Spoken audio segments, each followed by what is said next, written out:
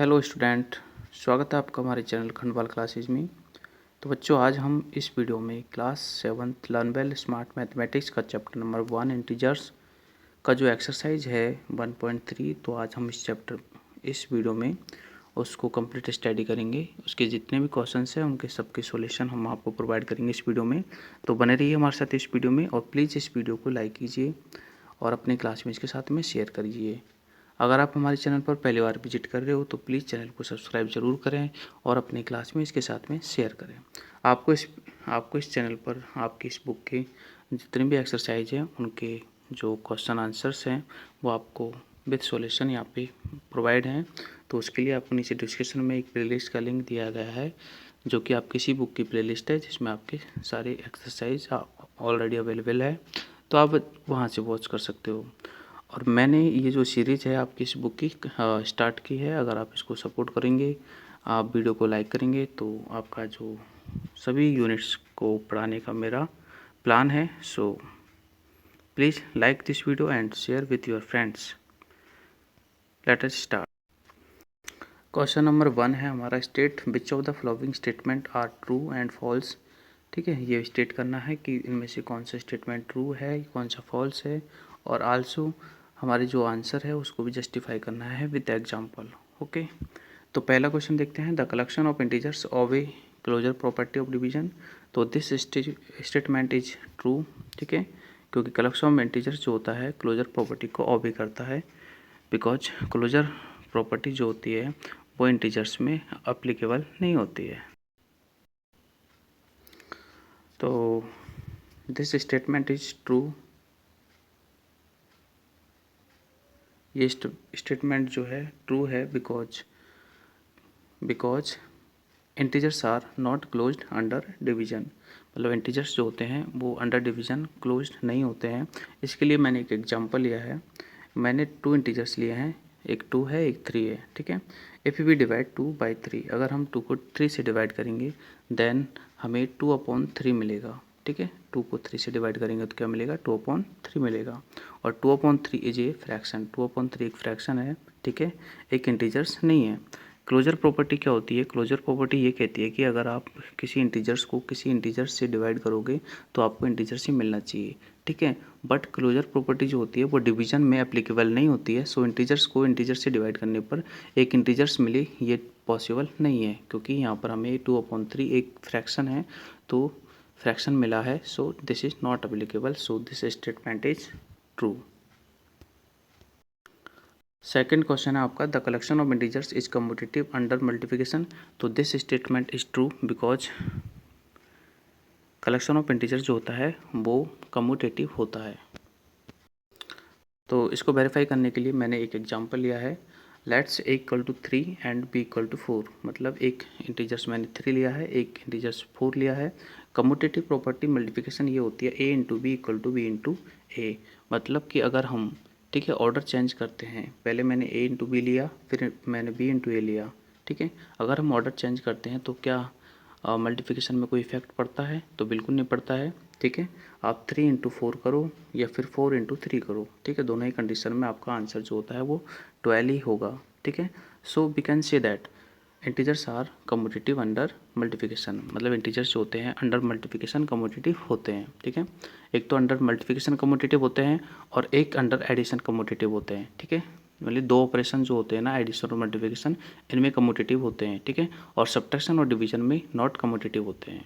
ठीक है, third statement है, the collection of integers is commutative under division. तो ये बिल्कुल फॉल्स है। मैं अभी जस्ट बताया हूँ, अंडर डिवीजन जो होता है वो इंटीजर्स का जो कलेक्शन होता है वो कम्यूटेटिव बिल्कुल नहीं होता है। ठीक है, सिर्फ मल्टीप्लिकेशन और एडिशन में होता है। तो इस स्टेटमेंट को देखते हैं। इसके लिए मैंने 2 इंटीजर्स लिए हैं, एक तो है 3 और एक है 4। ठीक है, तो देखो डिवाइड करेंगे तो a डिवाइडेड बाई b और b डिवाइडेड बाई a। ठीक है, कम्यूटेटिव में हमेशा ऑर्डर चेंज करते हैं। a को अगर b से डिवाइड करेंगे, यानी कि 3 को और 4 से डिवाइड करेंगे तो आंसर आएगा 3/4। लेकिन अगर 4 को 3 से डिवाइड करेंगे तो आंसर आएगा 4/3। तो 3/4 और 4/3, ठीक है, दोनों नॉट इक्वल टू है। ठीक है, so integers are not commutative under division. ठीक है, ये मैं बता चुका हूँ ऑलरेडी। नेक्स्ट क्वेश्चन है आपका, the distributive property of division over addition hold good in case of integers. क्या डिस्ट्रीब्यूटिव प्रॉपर्टी जो डिवीजन वाली होती है, ओवर एडिशन, ये होल्ड करती है इंटीजर्स को? तो this statement is also false. ठीक है, देखते हैं इसका। तो इसको भी वेरीफाई करने के लिए मैंने यहाँ पर जो है 3 इंटीजर्स लिए हैं, ए बी सी। ए की वैल्यू 1 है, बी की वैल्यू सी है, सॉरी बी की वैल्यू 2 है और सी की वैल्यू 3 है। ठीक है, 3 इंटीजर्स मैंने लिए हैं। ठीक है, डिस्ट्रीब्यूटिव प्रॉपर्टी ऑफ डिवाइड और डिवीजन। ठीक है, तो डिवीजन वाले में यहाँ पर डिवीजन आता है और ये जो है डिवीजन अंडर एडिशन है, तो यहाँ पर डिवीजन आएगा और बीच में यहाँ पर जो है ब्रैकेट के बीच में एडिशन आएगा। ठीक है, a divided by b, a divided by bracket b plus c और ए बी। ठीक है, यहाँ पर डिवाइड हो जाएगा, मतलब ए जो है वो बी और सी के साथ में डिस्ट्रीब्यूट हो जाएगा, तो ए डिवाइडेड बी आ जाएगा, और ए जो है सी के साथ में डिस्ट्रीब्यूट होगा तो ए डिवाइडेड सी होगा। ठीक है, तो ये हमारा पूरा डिस्ट्रीब्यूटिव प्रॉपर्टी ऑफ डिवीजन है। इसमें मैं ए बी सी की वैल्यू पुट करता हूँ, तो देखो 1 डिवाइडेड बाई 2 प्लस 3। ठीक है, और 1 divided by 2 plus 1 divided by 3। अगर इनको हम सॉल्व करते हैं तो देखो सबसे पहले ब्रैकेट सॉल्व करते हैं, तो 2 प्लस 3 कितना हो गया 5, तो 1 डिवाइडेड बाई 5, तो मैंने लिखा है 1 डिवाइडेड बाई 5। ठीक है, और इनको अलग करना है 1/2। ठीक है, 1 डिवाइडेड बाई 2 का मीन से 1/2, और 1 डिवाइडेड बाई 3 का मीन से 1/3। ठीक है, 1/2 और 1/3 के बीच में एडिशन है, सो हम इनको ऐड कर लेते हैं। इनको जब हमने ऐड किया तो हमारा आंसर आ गया 5/6, जबकि इधर 1/5 है। ठीक है, तो 1/5 इज नॉट इक्वल टू 5/6। ठीक है, तो सिंपल सी बात है कि अंडर डिवीजन, ठीक है, डिस्ट्रीब्यूटिव प्रॉपर्टी जो होती है वो होल्ड नहीं करते इंटीजर्स को, यानी कि स्टेटमेंट फॉल्स है। नेक्स्ट क्वेश्चन है डिवीजन बाय 1 इज अनडिफाइंड, तो this statement is also false because अगर हम किसी भी नंबर्स को 1 से डिवाइड करेंगे, ठीक है, तो उसका आंसर जो है वो अनडिफाइंड तो बिल्कुल नहीं आएगा। ठीक है, अगर हम 0 को 1 से डिवाइड करेंगे तो 0 आएगा, अगर हम 2 को 1 से डिवाइड करेंगे तो 2 आएगा। ठीक है, बट अनडिफाइंड नहीं आएगा। अनडिफाइंड कब आता है? जब किसी नंबर को 0 से डिवाइड करते हैं, जैसे 1 को डिवाइड करेंगे मान लीजिए 0 से तो अनडिफाइंड आएगा, 2 को डिवाइड करेंगे 0 से तो भी अनडिफाइंड आएगा। नेक्स्ट क्वेश्चन है division of an integers by 0 always give 0, तो ये फॉल्स है, क्योंकि अगर हम 0 से डिवीजन करेंगे किसी भी इंटीजर्स को तो वो अनडिफाइंड आएगा। ठीक है, तो इसका आंसर मैंने लिखा है because division of any number any division of any number by 0 is always gives, ठीक है, इनफाइनाइट, यानी कि अनडिफाइंड। इनफाइनाइट का साइन है ये, तो इसको अनडिफाइंड कहते हैं। क्वेश्चन 2 है आपका फिल इन द ब्लैंक्स, तो 135 को अगर डिवाइड करेंगे -1 से तो आंसर आएगा -135। ठीक है, एक पॉजिटिव है एक नेगेटिव है, तो डिवाइड करेंगे तो हमेशा आंसर नेगेटिव ही आएगा। ठीक है, जैसे मैं आपको एक्सरसाइज 1.2 में समझाया था कि अगर पॉजिटिव और नेगेटिव को मल्टीप्लाई करते हैं तो आंसर हमेशा नेगेटिव आता है, ऐसे ही पॉजिटिव और नेगेटिव को डिवाइड करते हैं तो आंसर हमेशा नेगेटिव आता है, तो यानी कि यहाँ पर आएगा -135। ठीक है, -73 को किससे डिवाइड करें कि आंसर प्लस के 73 आ जाए, तो -73 को -1 से डिवाइड करेंगे तो यहाँ पर -1 आएगा। 0 को 5 से डिवाइड करेंगे तो क्या आंसर क्या आएगा, तो 0 आएगा यहाँ पर। ये भी दोनों सेम है, बट डिवाइड करेंगे तो आंसर आएगा -1। ठीक है, क्योंकि एक पॉजिटिव है एक नेगेटिव है। यहाँ पर आंसर आएगा +51, और यहाँ पर 9 6 जा 54, तो 6 आएगा पॉजिटिव, क्योंकि माइनस और माइनस, ठीक है, माइनस और माइनस मल्टीप्लाई होते हैं तो प्लस हो जाते हैं, और माइनस और माइनस डिवाइड होते हैं तो भी प्लस हो जाते हैं। आगे देख रहे हैं हम question number 3, which of the following statement true and false, इनमें से कौन सी स्टेटमेंट ट्रू है और कौन सी फॉल्स है। ठीक है, तो ये मैंने पीछे सॉल्व कर रखा है, हम देखते हैं। तो देखो पहला है हमारा कि 5 डिवाइडेड बाई 3 और 3 डिवाइडेड बाई 5। ठीक है, 5 डिवाइडेड बाई 3 अगर हम करते हैं तो हमारा आंसर आता है 5/3, और 3 डिवाइडेड बाई करते हैं 5 तो आंसर आता है 3/5। दोनों स्टेटमेंट जो है बिल्कुल क्या है, नॉट इक्वल टू है, so this statement is false. Next देखते हैं, एक मिनट मैं इसको थोड़ा बड़ा कर लेता हूँ। देखो सेकंड क्वेश्चन, 90 डिवाइडेड बाई 6 और ब्रैकेट क्लोज और फिर डिवाइडेड बाई 2 जो भी है। ठीक है, इनको अलग सॉल्व करते हैं तभी पता लगेगा। देखो अगर 90 को 6 से डिवाइड करेंगे तो आंसर आएगा 15, ठीक है। और 15 को डिवाइड करेंगे फिर 2 से तो आंसर आएगा 7.5, ठीक है। और यहाँ पे सबसे पहले ब्रैकेट सॉल्व करते हैं अकॉर्डिंग टू बोर्ड तो पहले हम ये करेंगे, 6 को 2 से डिवाइड करेंगे तो 3, और 96 को फिर हम 3 से डिवाइड करेंगे तो 32, यानी कि 32 और इधर है 7.5 जो कि नॉट इक्वल टू है। So this statement is true, ठीक है। आगे देखते हैं थर्ड वाला, 11 डिवाइडेड बाई 0 इज 0, तो नेवर। 11 को अगर 0 से डिवाइड कर देंगे, ठीक है, तो ये नॉट डिफाइंड आएगा, यानी कि इनफाइनाइट आएगा। नेक्स्ट है 0 डिवाइडेड बाई 25, अगर 0 को 25 से डिवाइड करेंगे तो आंसर 0 आएगा। Yes, this statement is true, ठीक है। फिफ्थ वाला और सिक्स्थ वाला भी ट्रू है। देख लेता हूँ क्या है ये। फिफ्थ है the identity element of division for collection of integers is 1, तो yes this is true. And fourth है कि 7 का जो रेसिप्रोकल 1/7 होगा, ये भी ट्रू है, ठीक है, 6 वाला। आगे देखते हैं क्वेश्चन नंबर 4 डिवाइड, ठीक है, तो ये वाला मैंने सॉल्व कर रखा है, हम वहाँ पे देखते हैं। क्वेश्चन नंबर 4 का 1 है 21 डिवाइडेड बाई 7, ठीक है। 21 को अगर -7 से डिवाइड करेंगे तो 7 3 जा 21, यानी कि -3 आएगा, ठीक है। 1 पॉजिटिव और 1 नेगेटिव को डिवाइड करेंगे तो आंसर हमेशा नेगेटिव आएगा, ठीक है। यहाँ पर भी 7 5 जा 35, यानी कि आंसर -5 आएगा। और यहाँ पर भी 5 8 जा यानी -8 आएगा, क्योंकि 1 नेगेटिव 1 पॉजिटिव। यहाँ पर 9 5 जा यानी कि -5 आएगा, 1 नेगेटिव 1 पॉजिटिव। यहाँ पर भी 5 से डिवाइड करेंगे अगर सम 625 को तो आंसर आएगा -125, ठीक है।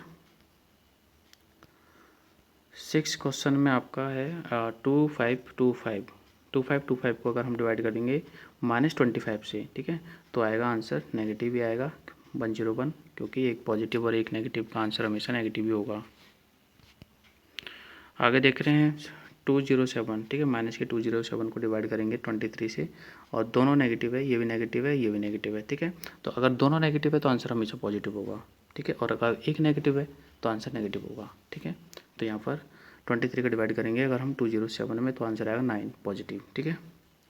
यहाँ पर भी दोनों नेगेटिव्स हैं, दोनों नेगेटिव्स को डिवाइड करेंगे तो आंसर पॉजिटिव आएगा 250, और यहाँ पर एक नेगेटिव है, ठीक है, तो 11 8 जा 8 आंसर आएगा नेगेटिव, ठीक है। एक नेगेटिव तो आंसर नेगेटिव, दो नेगेटिव तो आंसर पॉजिटिव। यहाँ पर दोनों नेगेटिव है तो डिवाइड करेंगे आंसर पॉजिटिव आएगा। यहाँ पर दोनों नेगेटिव है, डिवाइड करेंगे आंसर पॉजिटिव आएगा।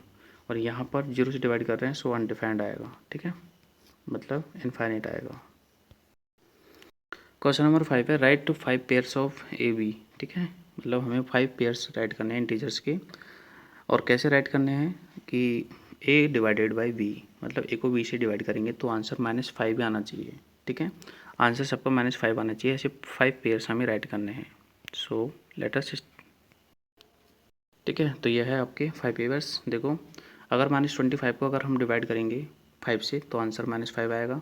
-10 को अगर हम 2 से डिवाइड करेंगे तो आंसर -5 आएगा। -15 को 3 से डिवाइड करेंगे तो आंसर -5 आएगा। और -20 को 4 से डिवाइड करेंगे तो आंसर -5 आएगा। -30 को 6 से डिवाइड करेंगे तो भी आंसर -5 आएगा। तो ये 5 पेयर्स आपको राइट करने हैं। नेक्स्ट देखते हैं question number 6, an elevator descend into coal mine, मतलब एक एलिवेटर है जो कि कोयल माइन में नीचे की तरफ जा रहा है, ठीक है। और उसका जो रेट है जाने का वो 5 मीटर पर मिनट, यानी कि 1 मिनट में वो 5 मीटर जो है नीचे की ओर चला जाता है, ठीक है, माइन के अंदर। If the descent start 20 metre above the ground, ठीक है, डिसेंट जो है ये ग्राउंड लेवल है तो 20 मीटर से स्टार्ट होता है, यहाँ पे 20 है, ठीक है, और नीचे तक जाता है 300 मीटर, मतलब नीचे 300 जाता है और ऊपर 20 है, ठीक है। तो टोटल हो गया 300 और 20, मतलब 320 मीटर जो है माइन जाता है, ठीक है। अब हमें फाइंड करना है कि कितने मिनट में जाएगा। तो देखो इसका सॉल्यूशन है, डिसेंट रेट जो है 5 पर मिनट है, और टोटल जो डिसेंट इंक्रीज है, सॉरी टोटल डिसेंट की जो डिस्टेंस है, मतलब जो माइन है कि माइन जो है टोटल 320 यानी 300 + 20 यानी कि 320 जो है वो नीचे की तरफ जाएगा, ठीक है। और तो हमें निकालना है कि कितने मिनट में जाएगा। तो 320 को डिवाइड करेंगे 5 से तो आएगा आंसर 64 मिनट, यानी कि 1 आवर और 4 मिनट में जो है वो एक तरह से माइन में चला जाएगा, ठीक है। और यहाँ पर मैंने डायग्राम भी थोड़ा बनाया है आपके लिए, देखो कि यह हमारा ग्राउंड लेवल है, ठीक है, 20 मीटर ऊपर है और 300 मीटर नीचे है। तो यानी कि माइन हमारी यहाँ पे है, तो यहाँ से भी 20 मीटर तो ग्राउंड तक आएगी, फिर ग्राउंड से नीचे 300 जाएगी, तो कहने का मतलब माइन जो है 320 मीटर्स को डिग करेगी। ठीक है, तो 5 से डिवाइड करेंगे, 64 आपका मिनट में आंसर आ जाएगा। नेक्स्ट क्वेश्चन है कि टोटल जो है टोटल जो बैलेंस है, ठीक है, तलविंदर का वो है 2520। ठीक है, मंडे के दिन तो इतना बैलेंस था उसके पास, लेकिन क्या करता है वो ट्यूसडे को जो है 750 उसमें से विड्रॉ कर लेता है। विड्रॉ का मतलब होता है 750 उस बैंक अकाउंट में से निकाल लेता है। ठीक है, उसके बाद में जो है वेडनेसडे को, मतलब अगले ही दिन वेडनेसडे को वो 500 रुपये फिर से डिपॉजिट कर देता है, मतलब जमा करा देता है। तो अब मोहन के अकाउंट में, यानी सॉरी तलविंदर के अकाउंट में जो है थर्सडे को कितने रुपये हैं। ठीक है, तो देखो टोटल अमाउंट इतना था तलविंदर के पास, और after the withdraw and deposit, मतलब विड्रो और डिपॉजिट के बाद में उसके पास अब कितना अमाउंट है। तो 2520 में से हम 750 विड्रो कर देंगे और फिर 500 ऐड कर देंगे, मतलब डिपॉजिट वाले। ठीक है, अब इनको सॉल्व करेंगे तो 2520 तो रहेगा ही, 750 में से 500 गए तो माइनस के 250, और इनको सब्ट्रैक्ट किया तो 2270। ठीक है, तो थर्सडे को 2270 रुपीज़ उसके अकाउंट में होंगे। नेक्स्ट क्वेश्चन 8 है, द टेम्परेचर एट द नून, यानी कि 12 नून यानी दोपहर के 12 बजे जो टेम्परेचर है वो 10 डिग्री सेंटीग्रेड अबव है जीरो से, मतलब ये जो आपका जीरो है तो जीरो से 10 डिग्री सेंटीग्रेड अबव है, मतलब +10 है। ठीक है, यानी कि 12 बजे 12 नून पे टेम्परेचर +10 है, 10 डिग्री सेंटीग्रेड है। ठीक है, आगे देखो if the decreasing rate of, ठीक है, अब टेम्परेचर के घटने का जो रेट है वो है 2 डिग्री सेंटीग्रेड 1 आवर में, यानी कि अभी +10 है। ठीक है, और हर घंटे 2 डिग्री सेंटीग्रेड जो है वो कम हो जाता है। ठीक है, तो हमें बताना है कि जीरो से नीचे 8 डिग्री बिलो जीरो, इसका मीन्स है जीरो से 8 डिग्री नीचे कब हो जाएगा। तो ध्यान देना इस पर कि 8 डिग्री नीचे कब हो जाएगा, तो ये नीचे वाला 8 हो गया, ऊपर वाला 10 हो गया, तो टोटल हो गए कितना 18। ठीक है, मतलब अभी हमारा 10 है तो डायरेक्ट कहाँ जाएगा, -8 पे जाएगा। ठीक है, तो यानी कि 18 डिग्री कम होएगा। तो जब 1 हावर में 2 डिग्री कम हो रहा है तो 18 डिग्री को कम होने के लिए 9 हावर चाहिए। ठीक है, यानी कि रात के 9 बजे आपका टेम्परेचर होगा -8 डिग्री सेंटीग्रेड। क्लियर, और ये पूछ रहा है कि मिडनाइट में कितना टेम्परेचर होगा, तो इन सब का आंसर दे। तो देखो टेम्परेचर 12 बजे दोपहर में 10 डिग्री है, और डिक्रीजिंग रेट कितना है वो मैंने लिख दिया। ठीक है, अब 8 डिग्री सेंटीग्रेड नीचे कब जाएगा, 18 का डिफरेंस है 18 का। ठीक है, 2 से डिवाइड देंगे तो 9 PM, मतलब रात के 9 बजे 8 जो है 8 डिग्री सेंटीग्रेड टेम्परेचर होगा, जो भी माइनस का। ठीक है, अब हमसे पूछ रहा है कि मिडनाइट पे टेम्परेचर कितना होगा, तो सिंपल सी बात है कि दिन के 12 बजे से लेकर रात के 12 बजे, यानी कि 12 घंटे होते हैं। ठीक है, और 12 घंटे में हमें टेम्परेचर डिक्रीज होगा 24, कितना 24। ठीक है, अब 10 तो ऊपर है और बाकी का एक मिनट ऐसे समझ लो कि भाई 9 PM पर टेम्परेचर कितना है, -8। ठीक है, तो 10 PM पे हो जाएगा आपका -6, मतलब 2 कम हो जाएगा, फिर 11 पे फिर 2 कम हो जाएगा, यानी कि -4, फिर 12 पे हो जाएगा -2। ठीक है, तो यानी कि रात के 12 बजे टेम्परेचर कब हो जाएगा, -2 डिग्री सेंटीग्रेड। ठीक है, सॉल्यूशन नोट है, आप नोट कर सकते हो। नेक्स्ट जो क्वेश्चन नंबर 9 है वो केस बेस्ड क्वेश्चन है, तो इसको पढ़ लेते हैं। देखो एक क्लास टेस्ट हो रहा है, उसमें एवरी करेक्ट आंसर के लिए 5 नंबर मिलते हैं, यानी कि अगर कोई बच्चा करेक्ट आंसर देता है तो 5 नंबर मिलते हैं, और अगर कोई बच्चा इनकरेक्ट आंसर देता है तो उसको -3 नंबर मिलते हैं। ठीक है, अब देखो राधिका जो है, और राधिका का टोटल स्कोर होता है 14। ठीक है, लेकिन राधिका जो है 4 क्वेश्चन करेक्ट करती है। ठीक है, तो वो इनकरेक्ट कितने करती है। ठीक है, तो देखते हैं इसका आंसर। देखो राधिका अगर 4 क्वेश्चन करेक्ट करती है ना, तो यानी कि 5 के हिसाब से उसको 4 5 से 20 मार्क्स मिल गए। ठीक है, और तो देखो और इनकरेक्ट कितने करती है उसको हम मान लेते हैं एक्स, ठीक है। लेट्स राधिका के दोबारा जो इनकरेक्ट क्वेश्चन है वो एक्स है। तो 5 4 20, 20 minus x into 3, x into 3 होता है 3x, तो 3x तो इधर हो जाएगा माइनस के, और ये वाला जो 20 है इसको ट्रांसफ़र कर देंगे इधर, तो ये वाला -20 आ जाएगा। तो 14 - 20 होता है -6, और -6 को अगर हम डिवाइड करेंगे 3 से तो आंसर आएगा 2, यानी कि जो वो है 2 क्वेश्चंस क्या करती है, रॉन्ग करती है।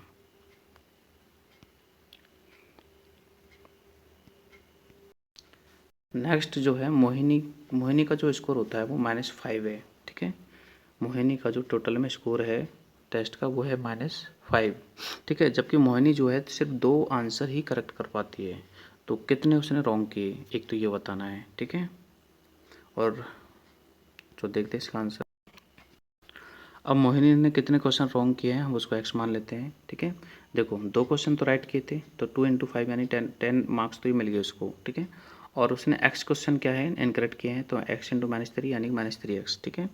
अब 2 × 5 जो 10 है, 10 को हमने ट्रांसफर कर दिया इधर, तो ये हो गया -10, तो -5 और -10 जो ऐड हो गए माइनस के 15 में हमने ये 3 से डिवाइड दिया, तो आंसर आ गया 5 क्वेश्चन, यानी 5 क्वेश्चन जो है मोहिनी ने रॉन्ग किए थे। नेक्स्ट देखते हैं राकेश का जो है स्कोर टोटल है 23 मार्क्स, ठीक है। और राकेश ने 90 क्वेश्चन अटैम्प्ट किए थे, लेकिन ये हमें बताना है कि राकेश ने कितने तो करेक्ट किए थे और कितने इनकरेक्ट किए थे। देखो राकेश के मार्क्स है 23, ठीक है, और 19 क्वेश्चन तो उसके पूरे हैं, 23 और 19, ठीक है। तो देखो हमने मान लिया, मैंने वैसे आइडिया से मान लिया कि फिर राकेश अगर 10 क्वेश्चन करेक्ट करता है तो उसको मिलते हैं आंसर, जो मार्क्स मिलते हैं वो मिलते हैं 50, और बाकी के 9 क्वेश्चन रॉन्ग करेगा तो सिंपल सी बात है कि 27 उसके 50 में से डिडक्ट हो जाएंगे, यानी कि 23 उसके मार्क्स बन रहे हैं, ठीक है। So correct answer is 10 and incorrect answer is 9, ठीक है। नेक्स्ट क्वेश्चन 10 है, the product of 2 integers is -756, 2 integers का प्रोडक्ट है -756, ठीक है। उनमें से एक इंटीजर्स तो है 36, ठीक है, -36 है एक इंटीजर्स तो, और अदर क्या है, ठीक है।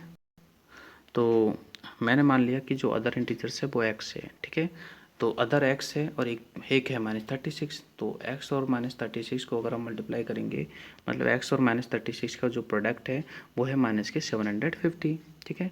अब 36 को ट्रांसफ़र करेंगे तो 36 आएगा नीचे यहाँ पर डिवाइड में, ठीक है, क्योंकि मल्टीप्लाई वाला डिवाइड में ट्रांसफ़र होता है, तो 36 का डिवाइड दे देंगे हम 750 में, तो आंसर आ जाएगा 21, ठीक है। और नेगेटिव से नेगेटिव कैंसिल हो जाएगा, तो यानी कि x की वैल्यू 21 आ गई है, मतलब अदर नंबर क्या था 21 था।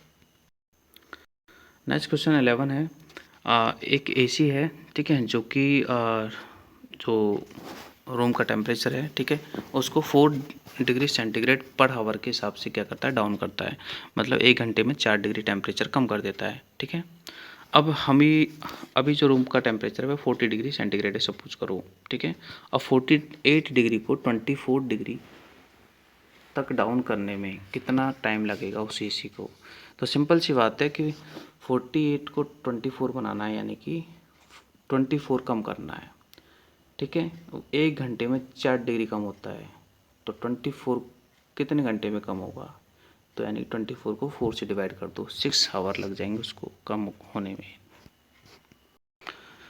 देखो 24 डिग्री सेंटीग्रेड जो है डिफरेंस है, तो ये कम करना है, ठीक है। 1 आवर में 4 डिग्री कम होता है, तो 24 को 4 से डिवाइड कर दो, 6 आवर आंसर आ जाएगा, ठीक है, 6 आवर आंसर, यानी कि 6 घंटे में जो 24 डिग्री सेंटीग्रेड टेम्परेचर डाउन हो जाएगा। और नेक्स्ट क्वेश्चन है, गीतिका ऑवेज हर ब्रदर ₹54, गीतिका जो होती है अपने ब्रदर से 54 रुपये एक तरह से उधार लेती है सपोज करो, ठीक है, और वह उसके पिगी बैंक में रोज़ मतलब कुछ ना कुछ पैसे जमा कराती है, लेकिन वह सिर्फ 6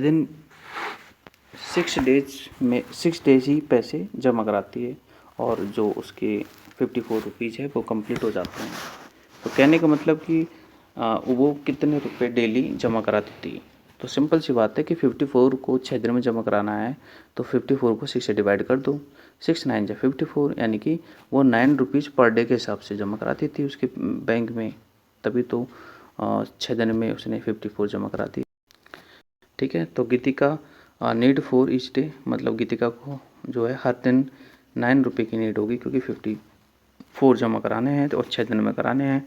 तो 6 से 54 को डिवाइड कर दो, 6 9 जा 54, यानी 9 रुपीज़ पर डे वो एक तरह से उसके बैंक में जमा करा देती थी।